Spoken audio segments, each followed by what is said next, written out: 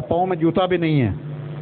مجذوب بھی ایسا کام کر سکتا ہے نا کہ سردی بھی ہو بارش بھی ہو پاؤں میں جوتا بھی نہ ہو, اپنی موج سے جا رہا ہے بازار سے. تو پاؤں ایک حلوائی نے دیکھا, اس نے بلایا, گرم گرم دودھ پلایا. دودھ پی کے بعد پھر اپنی موج میں آگے جا رہا ہے. بارش ہو رہی ہے, ایک لڑکی باہر بیٹھی ہے اپنے دروازے کی دہلیز پر. اوپر مکان کے اس کا ایک یار کھڑا ہے, وہ آپس میں گفت و شنید کر رہے ہیں. جب اللہ والا گزرا, وہ اپنی موج میں جا رہا ہے, چھینٹیں کیچڑ کی اڑیں اس لڑکی کے لباس کے اوپر پڑی. اس کے یار کو بڑا غصہ, نیچے آیا, اس نے تھپڑ مارا اس مجذوب کے چہرے پر.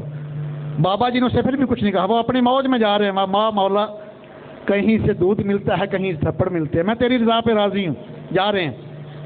لیکن میں نے حدیث پڑھی ہے بخاری شریف کی کہ من عاد علی ولی فقد اذنتہ بالحرب, جو اللہ والوں کے ساتھ عداوت رکھتا ہے اللہ تعالیٰ وہ میرے ساتھ جنگ لڑنے کے لیے تیار ہو جائے نا. پھر حدیث بھی بخاری کے ٹھنڈک حدیث قدسی ہے. تو وہ اوپر بارش ہو رہی تھی, وہ اس کا پاؤں سلپ ہوا, اس لڑکے کا گلی میں گرا, سر کے بال من کا ٹوٹا, مر گیا. لوگ پیچھے بھاگے, لڑکی سے پوچھا آپ رو رہی, کہتے وہ بابا جی کو اس نے تھپڑ مارا, انہوں نے بد دعا دی. ان کو پکڑ کر لے آئے, فرمایا کہ ہم تو ان کے غلام ہیں, ان کا کلمہ پڑھتے ہیں جو رحمت للعالمین ہیں, جو کفار کو بھی دعائیں دیتے رہے ہیں, تو آپ نے کیا کیا؟ اس مجذوب نے کہا کہ مجھے قسم ہے اس رب ذوالجلال کی, میں نے اس کو بد دعا نہیں دی. یہ تو یار کا یار کے ساتھ معاملہ ہوا ہے, اس کے یار کو غصہ ہے, اس نے مجھے تھپڑ مار دیا, میرے یار کو غصہ, اس نے اس کا کام ہی تمام کر دیا. یہ تو من عاد علی ولی فقد اذنتہ بالحرب, یہ تو وہ معاملہ ہے. تو یہ جو ہستیاں ہیں یہ بڑی عظیم ہستیاں ہیں, کیا کہنا ان کی عظمت کا, ان کی شان کا. اور پھر جو ان کے لڑ لگ جاتا ہے اس کا بیڑا بھی پار ہو جاتا ہے. مشکات شریف کی حدیث ہے کہ فرشتے ایک محفل میں آتے ہیں, وہاں اللہ تعالیٰ کا ذکر کرنے والے لوگ بیٹھے ہوتے ہیں. تو ایک بندہ اپنے کام سے گزر رہا ہے, وہ چاہتا کہتا ہے میں بھی دیکھوں, سوال کے لیے بھی نہیں آیا. جب محفل ختم ہوئی تو فرشتے گئے اللہ تعالیٰ کی بارگاہ میں واپس. اللہ تعالیٰ نے پوچھا فرشتوں میرے بندے کیا کر رہے تھے؟ اس کے مولا تیری تکبیر بیان کر رہے تھے, تیری تقدیس بیان کر رہے تھے, تیری شان بیان کر رہے تھے. فرمایا گواہ ہو جاؤ انی غفرت لہم. مشکات کا صفحہ 197 کے اوپر یہ سرکار کا فرمان نشان ہے. فرشتوں گواہ ہو جاؤ انی غفرت لہم, میں نے ان سب کو بخش دیا ہے. فرشتے عرض کرتے مولا ایک بندہ تو وہ تھا جو ثواب کی نیت سے نہیں آیا, وہ تو اپنے کام جا رہا تھا, ویسے ہی بیٹھ گیا. تو اللہ تعالیٰ فرماتے ہیں کہ وہ میرے بندے اتنے شان والے ہیں, لا یشکا جلیسہم, جو ان کے قدموں میں آ جائے ان کے صدقے میں اس کو بھی بخش دیتا ہوں. کیونکہ جیڑا اللہ دے ولیاں دا کردا اے سنگ, اس کچ تے بھی آندا اے ہیرے دا رنگ. جیڑا اللہ دے ولیاں دا کردا اے سنگ, اس کچ تے بھی آندا اے ہیرے دا رنگ. اور اس ہیرے دا کوڈی بھی رہندا نی مل, ٹوٹ کے گر جائے جیڑا کسے ہار چوں. یس اللہ اکبر.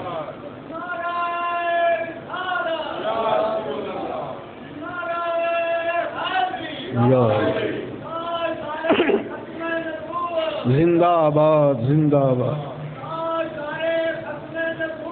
زندہ آباد, زندہ آباد. یہی سواد اعظم جماعت ہے. میں دعوت فکر دیتا ہوں نجدیو اس میں شامل ہو جاؤ, کیونکہ سرکار کا یہ فرمان نشان ہے کہ جو سب سے بڑی جماعت ہے وحیال جماعت, یہ جنتی جماعت کی نشانی ہے, سب سے بڑی جماعت ہوگی. نکرہ سے معرفہ بنا دیا الف لام لگا کر, تو جو کٹ گیا پھر وہ خود ذمہ دار ہے. تو اللہ تعالیٰ کا ہاتھ جماعت کے اوپر ہوتا ہے. باقی جتنے بھی فرقے ہیں ادھر سے نکلے ہیں سارے, یہ موٹر وے ہے, باقی سب وہ لنک روڈ ہے. اللہ اکبر کبیرہ. آج جس ہستی کا ذکر کرنے لگا ہوں, دنیا تصوف میں اگر کسی عورت ذات نے دوام حاصل کیا ہے تو وہ حضرت رابعہ بصری رحمہ تعالیٰ علیہ کی ذات ہے. یہ 97 ہجری کی بات ہے. جس رات کو آپ کی ولادت با سعادت ہوئی، اس سے پہلے آپ کی 3 بہنیں تھیں، یہ چوتھی بہن. رابعہ بھی اس لیے کہتے ہیں، رابعہ کا معنی ہوتا ہے چوتھی. رابعہ عربی میں 4th کو کہتے ہیں. تو جس رات پیدائش ہوئی تو گھر میں دیے میں جلانے کے لیے تیل بھی نہیں تھا. تو رابعہ بصری کی والدہ نے آپ کے اپنے خامد سے کہا کہ جاؤ ہمسایوں سے تھوڑا تیل ہی مانگ لو، اندھیرا گھر میں، یہ ادھار لے آؤ. آپ کے جو خامد ہیں، جو سیدہ حضرت رابعہ بصری رحمہ اللہ کے والد ماجد ہیں، وہ شاہ اسماعیل رحمۃ اللہ تعالیٰ علیہ، وہ اللہ تعالیٰ کے بڑے عظیم ولی تھے. تو کبھی ساری عمر انہوں نے کسی کے آگے ہاتھ نہیں پھیلایا. اس نے کہا میں تو ساری عمر کبھی کسی سے مانگا نہیں، تو بار بار مجبور کرتی ہے تو میں چلا جاتا ہوں. چلے گئے، ہمسائے کے دروازے پہ دستک دی، مدد کرنا تو دور کی بات، اس نے دروازہ ہی نہیں کھولا رات کو. واپس آ گئے، بیوی نے پوچھا خالی ہاتھ آ گئے ہو؟ اس نے مدد نہیں کی. میں مدد کرنا تو دور کی بات ہے، اس نے دروازہ کھولنے کی بھی زحمت نہیں کی. تو حیران ہوگی بیوی. فرمایا کہ جو اس کے دار کو چھوڑ کے کسی اور کے در پہ جاتے ہیں ان کا یہ حال ہوتا ہے. راہل کہتے ہیں کہ ساری رات میں کروٹیں بدلتا رہا، نیند نہیں آتی. دوسرا مجھے اپنے اوپر دکھ ہو رہا تھا، تو کیوں اس سے مانگنے گیا. کل جب پریشانی کے عالم میں نیند آ گئی تو اللہ کے محبوب کی تشریف آوری ہوگی. سرکار خواب میں تشریف لائے. فرمایا اسماعیل کیوں پریشان ہے؟ تجھے جو بیٹی اللہ نے دی ہے نا، یہ بہت بڑی عارفہ ہے، اور میری امت کے بہت زیادہ لوگ اس کی دعا کے صدقے سے اللہ تعالیٰ بخش دے گا. میں تو پریشان نہ ہو، تو صبح جو حاکم میں بصرہ ہے نا عیسیٰ زروان، اس کے پاس جانا اور اسے میرا حکم سنانا. یہ سرکار فرمایا جانا، جو بصرہ کا حاکم ہے عیسیٰ زروان، اسے جا کے میرا حکم دینا کہ اللہ کے محبوب علیہ الصلوۃ والسلام فرماتے ہیں کہ تو روزانہ سونے سے پہلے 100 مرتبہ میرے اوپر درود و سلام پڑھتا ہے، اور شب جمعہ کا تو 400 دفعہ پڑھتا ہے. اور اس شب جمعہ کا تو نے درود و سلام کا تحفہ نہیں بھیجا، لہذا تو اس کی وجہ سے 400 دینار میرے قصد کو عطا کر. عیسیٰ زروان اٹھے، سارا خواب تحریر کیا، حاکم بصرہ کے دربار کے باہر کھڑے ہیں، دربان کو دیا. تو اس وقت عیسیٰ زروان اپنے تخت کے اوپر بیٹھا ہوا ہے، اپنی مسجد کے اوپر بیٹھا ہوا ہے. جب وہ دربان لے کر گیا نا، رکا تو پوچھا وہ بندہ کدھر ہے، وہ محترم شخص کدھر ہے؟ فرمایا باہر کھڑے ہیں دروازے پر، آپ کے حکم کا انتظار کر رہے ہیں. تو عیسیٰ زروان نے اندر نہیں بلایا شاہ اسماعیل کو، دوڑتا ہوا آیا اور آ کے آپ کے ہاتھوں کو چومنا شروع کر دیا. فرمایا کہ میں بڑا مشکور ہوں کہ تیرے صدقے سے اللہ کے محبوب نے مجھے یاد فرمایا ہے، اور پھر میری غلطی کا ازالہ فرمایا ہے. اسی وقت 400 دینار آپ کو ادا کر دیے. تو ابھی 4 سال کی عمر تھی حضرت رابعہ بصری رحمۃ اللہ تعالی علیہ کی کہ آپ یتیم ہو گئی 4 سال کی عمر میں. اور جب 8 سال کی عمر ہوئی 105 ہجری میں، تو بصرہ میں بہت بڑا اس وقت قحط پڑ گیا، یہاں تک کہ خامد اپنی بیویوں سے بیزار ہو گئے، بھائی بہنوں کو چھوڑ گئے. اتنا قحط تک خود اپنے لیے کھانے کچھ نہیں تھا. تو یہ 4 بہنیں تھیں، محنت مزدوری کرتی تھی، یتیم ہوگی بچپن میں. تو اب جب قحط سالی ہے تو مزدوری کے لیے بھی کوئی نہیں ملتا. کافی دنوں کے فاقے گزرے. عتیق نامی بہت بڑا تاجر تھا بصرہ کا، وہ گزرا. ان کی بہنوں نے کہا کہ ہمیں خدا کے لیے کچھ کھانے کو دو ورنہ ہم مر جائیں گی. کچھ نہیں ہے، کافی دنوں سے بھوکی ہیں. باقی تینوں بہنوں نے سوال کیا، لیکن اللہ والے جب سوال کرتے ہیں تو اس کی ذات سے کرتے ہیں یا اس کے محبوب سے کرتے ہیں. آپ خاموش بیٹھی ہیں. وہ عتیق پوچھتا ہے کہ بچی آپ کو روٹی نہیں چاہیے، آپ کو بھوک نہیں لگی؟ ہماری لگی ہے. میں آپ کیوں نہیں مانگتی؟ ہمارا میں اس سے مانگتی ہوں جس سے مانگنا چاہیے. فرمایا آپ کو روٹی ملی ہے؟ فرمایا جب وقت آئے گا مل جائے گی۔ وہ بہنیں تینوں بڑی پریشان ہیں اس کی بے تکی باتوں سے، کہتے اسے لے جاؤ۔ سگی بہنوں نے آپ کو بیچ دیا عتیق تاجر کے آگے، تو آپ نے آنکھوں میں آنسو بہے ہیں لیکن زبان سے شکوہ نہیں کیا۔ جب جا رہی ہیں بار بار دیکھتی ہیں مڑ کر کہ دیکھو چند سکوں کے بدلے، بہنیں پیسے گن رہی ہیں، چند سکوں کے بدلے میری بہنوں نے مجھے بیچ دیا یتیم کو، سب سے چھوٹی ہیں۔ تو وہ سنا کہ وہ بڑا ظالم تھا وہ تاجر، وہ اپنے غلاموں کو لونڈیوں کو کھانے کو کم دیتا تھا، مشقت زیادہ لیتا تھا۔ کھیلنے کودنے کی عمر تھی، والدہ کے ساتھ ضدیں کرنے کی عمر تھی، بہن بھائیوں سے شرارتیں کرنے کی عمر تھی، لیکن غلامی میں چلی گئی، سارا دن مشقت کرتی، دور سے پانی بھر کے لاتی، پسینہ شرابور، 8 سال کی بچی کے ویسے ہی بڑی نحیف و کمزور تھی، لیکن رات کو جب مسلح بچھاتی تو رو پڑتی، عرض کرتی مولا جو میرا دنیا میں مالک ہے اس کے کام کاج میں لگی رہتی ہوں، جب وہ چھٹی دیتے ہیں تو نمازوں کا وقت گزر چکا ہوتا ہے، 4 نمازوں کا، اس لیے میرا عذر قبول فرما لے، میرے گناہوں کو معاف فرما دے۔ اور اکثر آپ کی سجدہ گاہ تر رہتی تھی آنسوں کے ساتھ۔ جب 4 سال ہو گئے آپ ذرا کمزور ہوگی تو تاجر نے کہا تو بیمار ہے؟ فرمایا نہیں۔ کیا میں نے تمہاری خدمت میں کوئی کمی کی؟ اس نے نہیں، آپ کام تو سارے صحیح کرتی ہیں، میری بڑی خدمت کرتی ہیں، تو اپنی صحت کا بھی خیال رکھا کریں۔ آپ نے کہا اچھا، لیکن اپنا معمول جاری رکھا۔ ایک دن ایسے وہ تاجر رات کو اٹھا، بیدار ہوا بھی رات کا وقت ہے، ٹہلتے ٹہلتے باہر نکلا تو حیران ہو گیا کہ جو میری کنیز ہے اس کی جھونپڑی میں چراغ جل رہا ہے، یہ ابھی تک جاگ رہی ہے، سارا دن تو کام کرتی رہتی ہے۔ جب گیا تو حیران ہو گیا، وہ سجدہ میں سر رکھ کے اللہ کی بارگاہ میں آہوازاری کر رہی ہیں، سسکیاں لے رہی ہیں۔ وہ اور حیران ہوا، اور قریب گیا تو سنا عرض کر رہی ہیں مولا سارا دن تو کام کاج میں گزر جاتا ہے، غلامی میں گزر جاتا ہے، جب آتی ہوں تو نمازوں کا وقت گزر چکا آتا ہے، تو جو میں تیری عبادت کرتی ہوں یہ قبول فرما لے، میرے گناہوں کو معاف فرما لے، میرے عذر کو قبول فرما لے۔